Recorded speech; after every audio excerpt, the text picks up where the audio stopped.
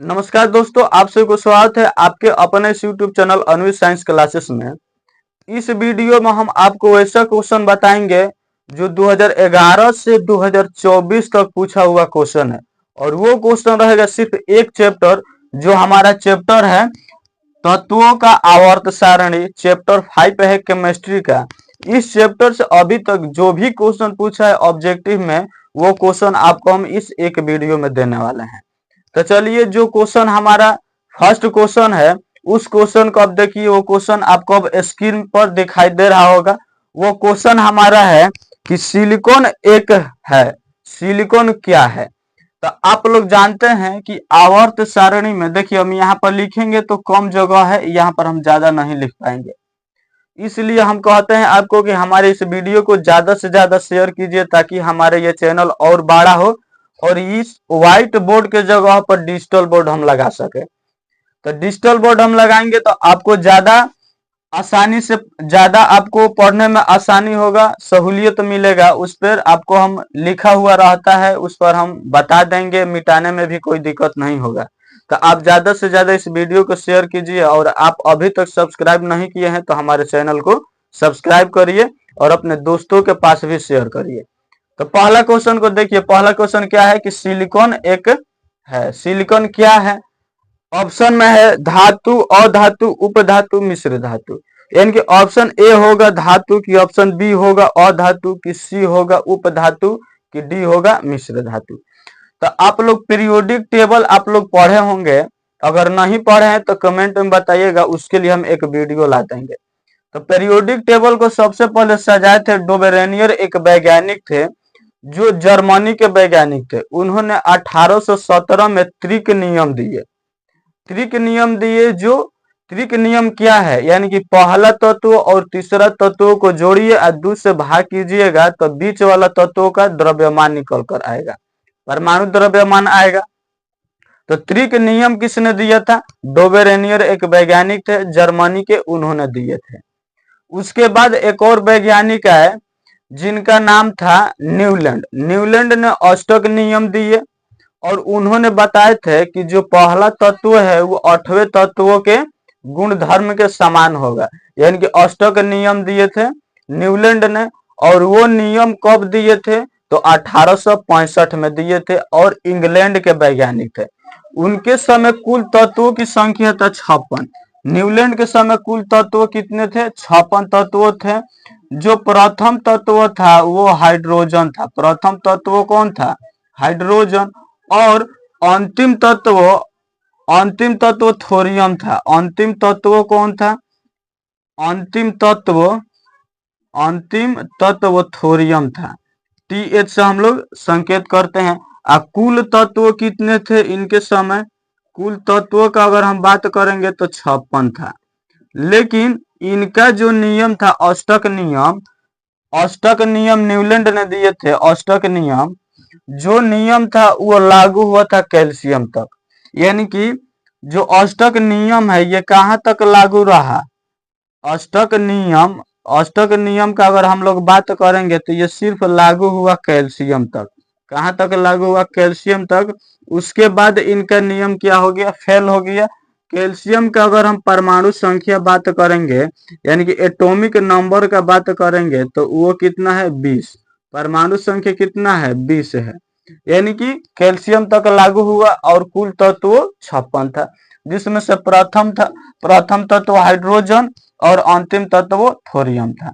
इसके बाद और एक वैज्ञानिक है जिनका नाम था मेंडलीफ। मेंडलीफ को हम लोग आवर्त सारणी का पिता कहते हैं। मेंडलीफ को हम लोग क्या कहते हैं? तीसरे नंबर पर आए मेंडलीफ, जिन्हें हम लोग आवर्त सारणी का पिता कहते हैं, जनक कहते हैं आवर्त सारणी का। आवर्त सारणी यानी कि पेरियोडिक टेबल, इंग्लिश में हम लोग कहते हैं पेरियोडिक टेबल। आवर्त सारणी का पिता किसे कहते हैं? मेंडलीफ को कहते हैं। और इनके समय कुल तत्वों का अगर हम बात करेंगे, यानी कि आवर्त सारणी में कुल हम तत्वों का बात करेंगे, तो कुल तत्व कितना है? कुल तत्व उस समय कितना था? 63 था। जिसमें से प्रथम तत्व हाइड्रोजन और अंतिम तत्व जो है वो है यूरेनियम है। 63 तत्व थे, जिसमें से प्रथम हाइड्रोजन और अंतिम यूरेनियम था। अब जो ये वैज्ञानिक थे, चाहे वो मेंडलीफ हो, ऑस्टक नियम दिए थे न्यूलैंड ने, या डोबेरेनियर हो जिन्होंने त्रिक नियम दिए थे, ये तीनों आदमी तत्वों को परमाणु भार यानी कि परमाणु द्रव्यमान के आधार पर सजाए थे। आप लोग सुनकर याद कर लीजिएगा, और नहीं तो एक कॉपी कलम लेकर बैठिए और उसमें इसका एक नोट्स बनाइए और उसे याद करिए। ये तीनों व्यक्ति थे, तीनों आदमी थे, ये इन्होंने परमाणु द्रव्यमान के आधार पर तत्वों को सजाए थे। और ये कहाँ के वैज्ञानिक थे? तो ये रूस के वैज्ञानिक थे। मेंडलीफ साहब कहाँ के वैज्ञानिक थे? रूस के वैज्ञानिक थे। इनके बाद जो आए, इनके बाद आए मोजले। मोजले ने तत्वों को परमाणु संख्या के आधार पर सजाया और इन्हें हम लोग आधुनिक आवर्त सारणी का पिता कहते हैं। इन्हें हम लोग आधुनिक आवर्त सारणी का पिता कहते हैं। आधुनिक आवर्त सारणी यानी कि मॉडर्न पीरियोडिक टेबल जो हम अभी वर्तमान में पढ़ते हैं, वही आधुनिक आवर्त सारणी है। इसका पिता किसे कहते हैं? मोजले को। और इन्होंने आधुनिक आवर्त सारणी कब बनाए? तो इन्होंने बनाए 1913 में। और जो आवर्त सारणी है, मेंडलीफ ने आवर्त सारणी का निर्माण कर दिया 1869 में। 1913 में मोजले साहब के समय कुल तत्वों की संख्या 118 है। वर्तमान में अगर पूछेगा वर्तमान में आधुनिक आवर्त सारणी में कुल तत्व कितने हैं, तो 118 है। अगर आवर्त सारणी में कहेगा तो 63, आधुनिक आवर्त सारणी में कहेगा कुल तत्व तो इसमें है 118। जिसमें से वर्ग यानी कि ग्रुप समूह का बात करेगा तो जो उदग्र रेखा है,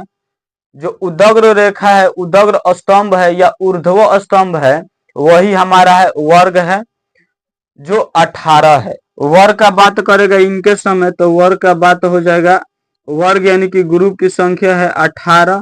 आवर्त का बात करेगा, आवर्त का बात यानी कि पीरियड का बात करेगा तो ये होगा 7।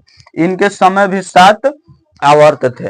तो ये पॉइंट आपको याद रखना होगा। यहाँ से एक और पॉइंट याद रखना है कि अगर हम बात करेंगे आधुनिक आवर्त सारणी में, आधुनिक आवर्त सारणी में कुल धातु कितने हैं, धातु की अगर संख्या बात करेंगे तो 91 है। अगर अधातु का बात करेंगे तो अधातु की संख्या 20 है। उपधातु का बात करेंगे तो उपधातु की संख्या 7 है। जिसमें से कौन कौन है? सिलिकॉन है। उपधातु में कौन कौन हो जाएगा? सिलिकॉन हो जाएगा, जर्मेनियम हो जाएगा, बोरॉन हो जाएगा, उसके बाद आर्सेनिक हो जाएगा, एंटीमनी हो जाएगा, पोलोनियम हो जाएगा, टेलुरिनियम हो जाएगा। ये सब क्या है? उपधातु है। 7 है उपधातु, 1 2 3 4 5 6 7। पोलोनियम का संकेत होता है PO। यानी कि पूछ रहा है कि सिलिकॉन एक है तो सिलिकॉन क्या है? सिलिकॉन उपधातु है, जो ऑप्शन सी में है। ऑप्शन सी में हमारा फर्स्ट का आंसर क्या हो जाएगा? फर्स्ट का आंसर हो जाएगा उपधातु, जो ऑप्शन सी में है। इसके बाद हम दूसरा क्वेश्चन देखेंगे, ऑप्शन सी। देखिए ये क्वेश्चन पूछा हुआ है, 2021 में पूछ चुका है सिलिकॉन वाला। अगर मुख्य रूप से दो याद रखिएगा, सिलिकॉन और जर्मेनियम, ये दोनों क्या है? उपधातु है। यही दो क्वेश्चन अधिकतर पूछता है। तो फर्स्ट का क्या हो जाएगा? सी। और 2 नंबर देखिए, 2 नंबर में है कि आधुनिक आवर्त सारणी में 36 कतारों की संख्या होती है। देखिए जो आधुनिक आवर्त सारणी है, जिनके पिता या जनक मोजले साहब है, इसमें पूछ रहा है कि 36 कतारों की संख्या होती है, यानी कि हॉरिजॉन्टल लाइन की संख्या कितनी है। तो हॉरिजॉन्टल लाइन कहता है, पूछ रहा है, यानी कि 36 कतार पूछ रहा है, तो जिसे हम लोग क्या कहते हैं? आवर्त कहते हैं। 36 कतार को आवर्त कहते हैं। और ऊर्ध्वाधर स्तंभ या उदग्र स्तंभ को वर्ग या समूह कहते हैं, जिसे इंग्लिश में ग्रुप कहते हैं। उसकी संख्या 18 है। तो 36 कतार को हम लोग क्या कहते हैं? आवर्त कहते हैं, यानी कि आवर्त का संख्या पूछ रहा है। तो ऑप्शन ए में है 18, बी में है 7, सी में है 16, डी में है 10। तो ऑप्शन बी हमारा क्या हो जाएगा? सही आंसर हो जाएगा, जिसमें 7 है। तो ऑप्शन बी होगा सही आंसर। उसकी संख्या कितनी है? 7 है। 3 नंबर अब क्वेश्चन हम लोग देखेंगे। 3 नंबर क्वेश्चन देखिए 2 नंबर भी क्वेश्चन पूछा है 2017 में और 2020 में क्वेश्चन पूछ चुका है। जो भी क्वेश्चन रहेगा ये पूछा हुआ क्वेश्चन रहेगा। 3 नंबर क्वेश्चन देखिए कि किसी कोष में इलेक्ट्रॉन की अधिकतम संख्या होती है। इलेक्ट्रॉन का अधिकतम संख्या पूछ रहा है। तो आप लोग जानते हैं कि परमाणु के नाभिक में या देखिए परमाणु के नाभिक में न्यूट्रॉन और प्रोटॉन रहता है। परमाणु के नाभिक में कौन रहता है? न्यूट्रॉन और प्रोटॉन रहता है। इलेक्ट्रॉन जो है ये बाहर चक्कर लगाते रहता है। इलेक्ट्रॉन नाभिक के बाहर क्या करता है? चक्कर लगाता है। इलेक्ट्रॉन नाभिक के बाहर चक्कर लगाता है। अगर हम लोग बात करेंगे कि जो देखिए ये पहला कोष को हम लोग कहते हैं के, दूसरा को एल, तीसरा को एम और चौथा को एन, यानी कि के एल एम एन, ये सब क्या है? कक्षा है, यानी कि कोष है। तो प्रथम कक्षा में अगर इलेक्ट्रॉन का बात करेंगे तो 2 होता है, दूसरा में होता है 8, तीसरा में होता है, देखिए कैसे निकालेंगे, पहला में यानी कि 1, ये फॉर्मूला से हम लोग निकालते हैं 2n²। जो ये नियम दिए थे नील बोर साहब, एक वैज्ञानिक थे, उन्हीं ने इलेक्ट्रॉन निकालने के लिए एक फार्मूला बताया था जिसका नाम है 2n²। तो n क्या है? कक्षा की संख्या है। तो प्रथम कक्षा में कहेगा तो यहाँ पर n के जगह पर 1 रखेंगे, तो n का 1 का स्क्वायर 1 होगा, और 1 2 में गुणा करेगा तो 2 होगा। अगर यहाँ हम 2 रखेंगे तो 2 का स्क्वायर 4 हो जाएगा, और 4 दूनी का 8। 3 रखेंगे तो 3 का हो जाएगा 9, और 9 दूनी का 18, और 4 रखेंगे तो 4 चौके 16, 16 दूनी का हो जाएगा 32। यानी कि प्रथम में होता है 2, दूसरा में 8, तीसरा में 18, चौथा में 32। और जो अधिकतम इलेक्ट्रॉन का संख्या होता है ये होता है 2n², जो ऑप्शन में है हमारा बी ऑप्शन में है। तो बी ऑप्शन हमारा क्या होगा? सही आंसर होगा, यानी कि 3 का आंसर हो जाएगा बी 2n²। क्या हो जाएगा? 2n²। इसके बाद अगला क्वेश्चन देखिए, अगला क्वेश्चन है 4 नंबर। 4 नंबर क्वेश्चन को समझिए। 4 नंबर में क्या है? 4 नंबर है ये, सॉरी यहाँ थोड़ा सा मिसप्रिंट हो गया है। 3 नंबर क्वेश्चन है आवर्त सारणी के प्रथम वर्ग के सदस्य है। 3 नंबर में क्वेश्चन थोड़ा मिसप्रिंट हो गया। 3 नंबर देखिए, 3 नंबर है कि आवर्त सारणी के प्रथम वर्ग के सदस्य है। ऑप्शन में है अम्लीय धातु, बी में है क्षारीय धातु, सी में है अक्रिय गैस, और डी में है मिश्र धातु। तो जो प्रथम वर्ग का सदस्य होता है, प्रथम वर्ग का जो सदस्य होता है उससे हम लोग कितने वर्ग होता है? 18, जिसमें से प्रथम वर्ग को हम लोग कहते हैं क्षारीय धातु, और दूसरा वर्ग को मृदा क्षारीय धातु, यानी कि पहला को क्षारीय धातु और दूसरा को मृदा क्षारीय धातु कहते हैं, और 17 को हम लोग हैलोजन ग्रुप कहते हैं, और 18 को निष्क्रिय या अक्रिय गैस कहते हैं, या शून्य वर्ग का तत्व कहते हैं 18 को। तो इसमें पूछ रहा है प्रथम, यानी कि आवर्त सारणी के प्रथम वर्ग के सदस्य हैं, तो उसे हम लोग कहते हैं क्षारीय धातु, जो ऑप्शन बी में है। तो ऑप्शन बी हमारा क्या हो जाएगा? सही आंसर हो जाएगा। 4 नंबर को हम आपको समझा दिए हैं, 4 का भी बी होगा, जो ऑप्शन में है 2n²। 4 का बी होगा, ये हम आपको समझा दिए हैं। 5 नंबर को देखिए, 5 नंबर क्वेश्चन को आप समझिए। 5 नंबर क्वेश्चन में है कि आधुनिक आवर्त नियम के अनुसार तत्वों का गुणधर्म है। यानी कि जो आधुनिक आवर्त सारणी है, जो आधुनिक आवर्त सारणी है जिनके पिता मोजले साहब है, इन्होंने तत्वों को किस आधार पर सजाए थे? तो हम आपको बताएं, ये तत्वों को सजाए थे परमाणु संख्या के आधार पर। किस आधार पर सजाए थे? परमाणु संख्या के आधार पर तत्वों को सजाए थे, परमाणु संख्या के आधार पर। यही क्वेश्चन पूछ रहा है 5 नंबर में कि आधुनिक आवर्त नियम के अनुसार तत्वों का गुणधर्म है। ऑप्शन ए में है परमाणु द्रव्यमान के आवर्त फलन है, परमाणु संख्या के आवर्त फलन है, यानी कि बी नंबर हो जाएगा परमाणु संख्या के आवर्त फलन है। तो ऑप्शन बी क्या होगा? सही आंसर हो जाएगा, यानी कि 5 का क्या होगा? बी होगा। 6 नंबर देखिए, 6 नंबर क्वेश्चन है, 6 को समझिए। 6 में है कि आधुनिक आवर्त सारणी में बाईं से दाईं ओर जाने पर परमाणु साइज, यानी कि आधुनिक आवर्त सारणी में बाईं से दाईं ओर जाइएगा तो परमाणु का साइज क्या होगा? परमाणु त्रिज्या घटेगा। बाईं से दाईं ओर जाने पर क्या होता है? बाईं से दाईं ओर जाइएगा तो परमाणु त्रिज्या घटता है, यानी कि परमाणु का साइज भी क्या होगा? घटेगा, घटता है, यानी कि घटता है। जो ऑप्शन किस में है? ऑप्शन किस ऑप्शन में है? तो ऑप्शन बी में है। बी हमारा क्या होगा? सही आंसर हो जाएगा, यानी कि 6 का बी होगा। 7 नंबर क्वेश्चन, 7 नंबर अब क्वेश्चन देखिए, 7 नंबर में क्या है? 7 नंबर क्वेश्चन को आप लोग स्क्रीन पर देख रहे होंगे। स्क्रीन पर 7 नंबर क्वेश्चन को देखिए। 7 नंबर है कि आवर्त सारणी में कितने ऊर्ध्व स्तंभ है। हम अभी आपको बताए हैं कि उदग्र स्तंभ का है या ऊर्ध्व स्तंभ का है या वर्ग का है या समूह का है या ग्रुप का है, तो इसकी संख्या कितनी है? इसकी संख्या है 18।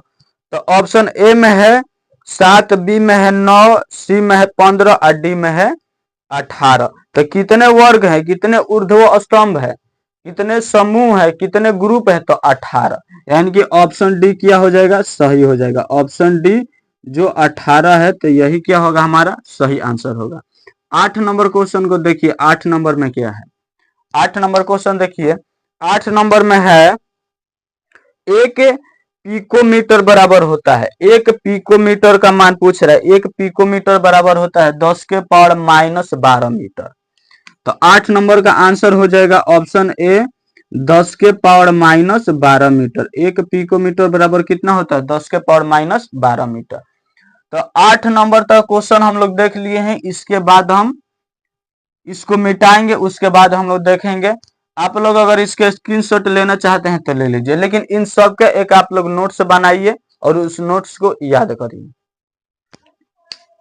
चलिए अब 9 नंबर क्वेश्चन को आप लोग देख रहे हैं। 9 नंबर क्वेश्चन पढ़िए और समझिए।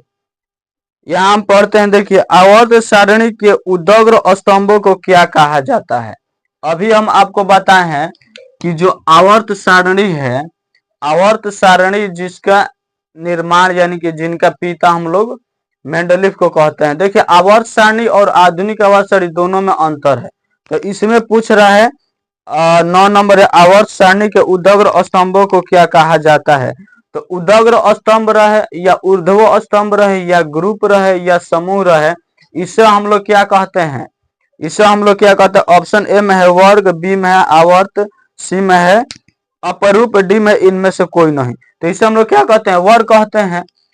9 नंबर का आंसर क्या हो जाएगा? 9 नंबर का इसे हम लोग कहते हैं वर्ग, जो ऑप्शन ए में है, जिसे हम लोग ग्रुप भी कहते हैं। वर्ग, समूह, ग्रुप, ऑप्शन ए हमारा क्या होगा? सही आंसर हो जाएगा।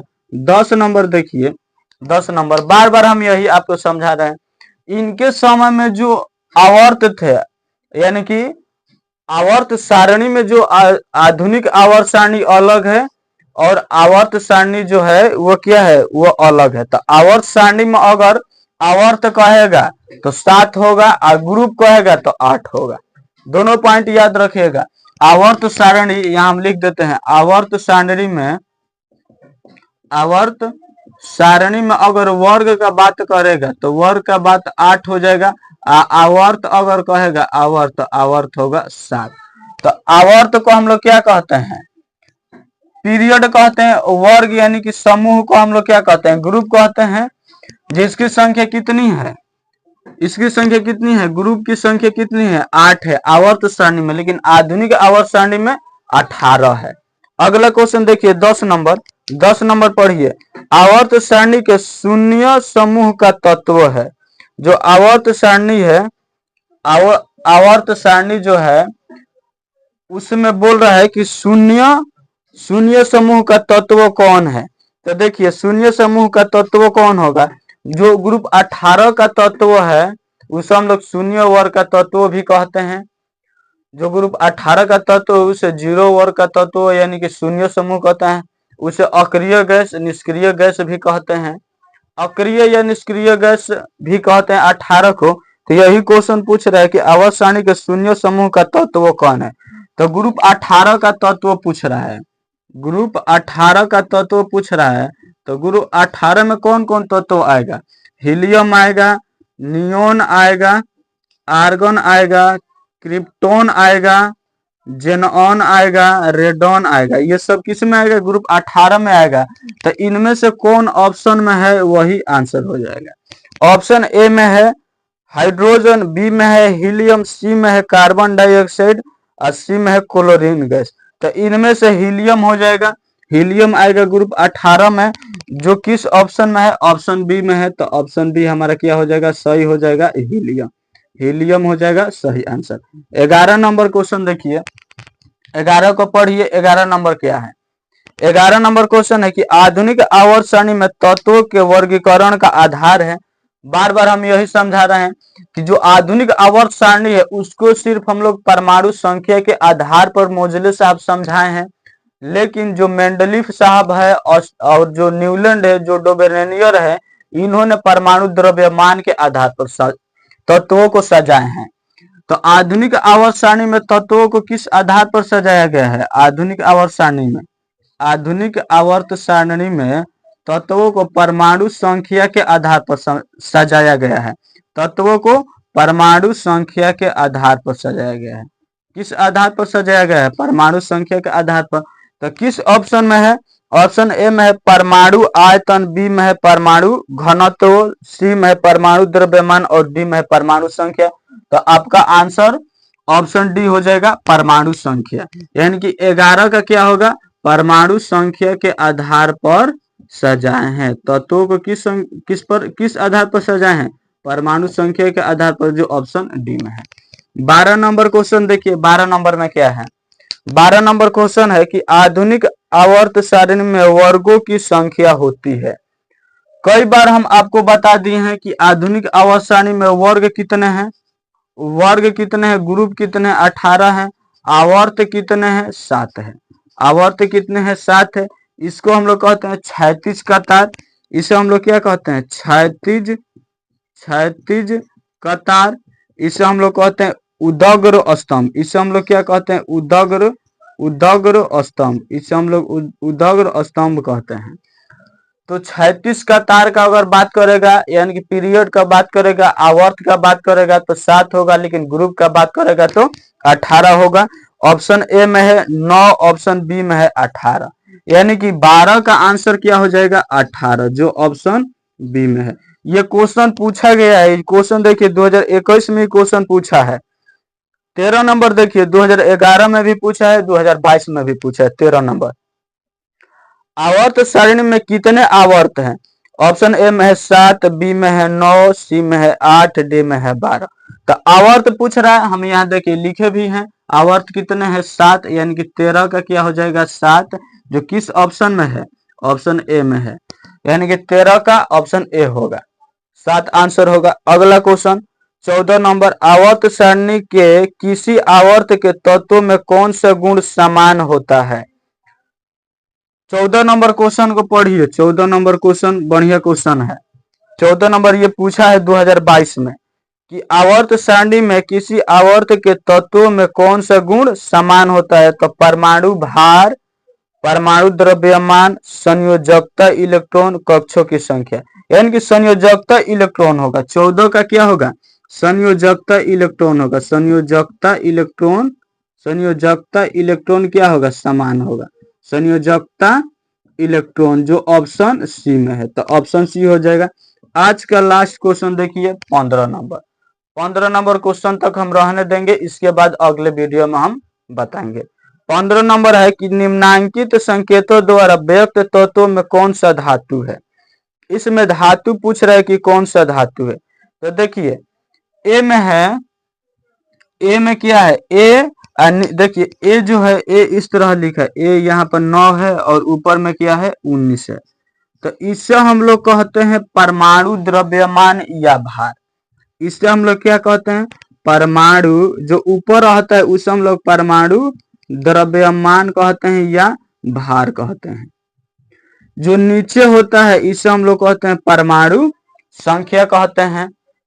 इसे हम लोग क्या कहते हैं? एटॉमिक नंबर कहते हैं, यानी कि परमाणु संख्या कहते हैं। जितना परमाणु संख्या होगा उतना इलेक्ट्रॉन संख्या होगा, उतना प्रोटॉन संख्या होगा। इसके बीच जो अंतर होगा, यानी कि जितना इसके बीच अंतर आएगा, जैसे अंतर कितना है? 10 का, तो ये जो होगा ये न्यूट्रॉन संख्या होगा। ये कौन सा संख्या होगा? न्यूट्रॉन संख्या होगा। तो देखिए ए कितना है? 9 है, यानी कि एक जगह पर, यानी कि 9 जो है ये क्या है? परमाणु संख्या है। तो 9 किसका परमाणु संख्या होता है? अगर ये आप लोग जान जाएंगे तो इसका आंसर बता देंगे। जैसे बी में क्या है? बी में है 12, बी में क्या है? बी 12 और 24 है। बी यहाँ हम लिखते हैं 12 है और यहाँ पर क्या है? 24 है। इसे हम लोग कहते हैं परमाणु भार ऐसा हम लोग कहते हैं परमाणु संख्या। तो 12 पर कौन है? मैग्नीशियम है। मैग्नीशियम 12 पर है। तो ये पूछ रहा है क्वेश्चन में कि निम्नांकित संकेतों द्वारा व्यक्त करने में कौन सा तत्व धातु है, यानी कि धातु को पूछ रहा है। तो देखिए जब आप लोग आवर्त सारणी पढ़िएगा तो उसमें जो दाएं तरफ में है जो उप धातु के बाद जितना भी तत्व है वो सब अधातु है, और जो जिग जैग फॉर्म में है उसे हम लोग उप धातु कहते हैं। और जो इसके पहले है जैसे एस ब्लॉक के तत्व है, डी ब्लॉक के तत्व है, एफ ब्लॉक के तत्व है, वो सब क्या होगा? धातु होगा। तो 12 पर आता है मैग्नीशियम। मैग्नीशियम आता है 12 पर, और ये एस ब्लॉक का तत्व है। तो एस ब्लॉक का तत्व हो, एस ब्लॉक का तत्व या एस ब्लॉक का एलिमेंट, एस ब्लॉक का एलिमेंट एस ब्लॉक का एलिमेंट, एस ब्लॉक का एलिमेंट, और डी ब्लॉक का एलिमेंट, डी ब्लॉक का एलिमेंट, इसके बाद एफ ब्लॉक का एलिमेंट, एफ ब्लॉक का एलिमेंट, एफ ब्लॉक का एलिमेंट, ये सब क्या होगा? ये सब अधातु हो, सॉरी धातु होगा। ये सब क्या होगा? ये सब होगा धातु होगा। इन सब को हम लोग क्या कहते हैं? धातु। कुल धातु की संख्या कितनी है? 91 है। तो जो मैग्नीशियम है ये एस ब्लॉक का तत्व है, और एस ब्लॉक वाले तत्व धातु के अंदर आते हैं। एस ब्लॉक में 2 ग्रुप आता है, पहला ग्रुप और दूसरा ग्रुप। पहला ग्रुप को हम लोग मृदा धातु कहते हैं, सॉरी क्षारीय धातु कहते हैं। और जो दूसरा ब्लॉक में आता है, जो दूसरा ग्रुप में आता है, पहला ग्रुप में आता है उसे क्षारीय धातु, दूसरा ग्रुप में आता है उसे मृदा क्षारीय धातु, और डी ब्लॉक में जो आता है उसे हम लोग संक्रमण धातु, और एफ ब्लॉक में जो आता है उसे हम लोग अंतर संक्रमण धातु कहते हैं। तो ये सब क्या होता है? धातु। तो मैग्नीशियम क्या हो जाएगा? धातु, जो ऑप्शन बी में है। तो ऑप्शन बी हो जाएगा, यानी कि बी 12 और 24। तो ऑप्शन बी हमारा क्या होगा? करेक्ट आंसर होगा, सही आंसर होगा। उम्मीद है कि इन 15 क्वेश्चन को आप लोग अच्छे से समझ गए होंगे और आपको यह क्वेश्चन अच्छा भी लगा होगा। तो आप लोग चाहते हैं कि प्रीवियस ईयर का क्वेश्चन जितना भी है वो सब हम कराएं चैप्टर वाइज, या एक साथ सब लेकर आए? तो कमेंट में बताइएगा। और सब्सक्राइब नहीं किए हैं तो हमारे चैनल को सब्सक्राइब करिए, और ज्यादा से ज्यादा हो सके तो शेयर भी करिए। चलिए आज के लिए हम इतना ही रहने देते हैं। इन सब क्वेश्चन को आप याद कर जाइएगा, जो हम बोले हैं उसको आप लोग नोट्स भी बना लीजिएगा।